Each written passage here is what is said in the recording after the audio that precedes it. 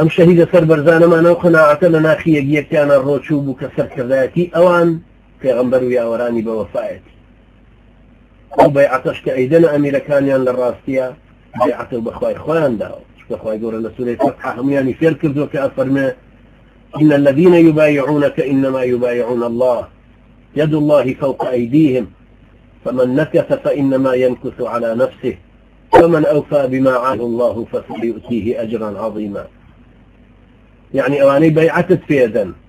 ضلين كيماني اسلامي ومرقت في اذن لحقيقة بيعتك بخواي جورادا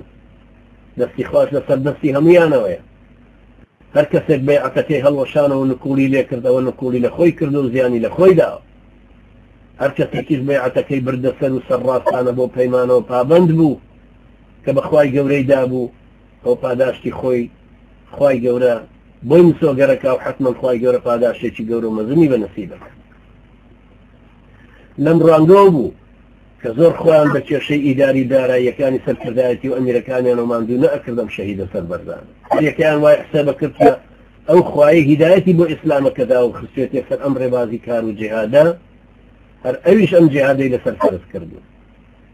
ئەمیش کە ئەنجامی ئەدا بۆ ئەوی ئەنجامەدا چونکە جیهاد قەناعەتی ئەوا بوو کە بۆتە فەرزی عین وەکو نوێژ و ڕۆژەکەی لێ هاتوو ممکنیش نییە فەرزی نوێژیان جیهاد لەبەر خاتری ئەمیرێک ئەنجام بدرێت ئەمە لەبەر خاتری خوایە و عیبادەتێک ئەبێ ئەنجام بدرێت یادی شەهیدان ئەمەمان بیرە خاتەوە تاکو زیاتر لە لامان ڕۆشن بێت.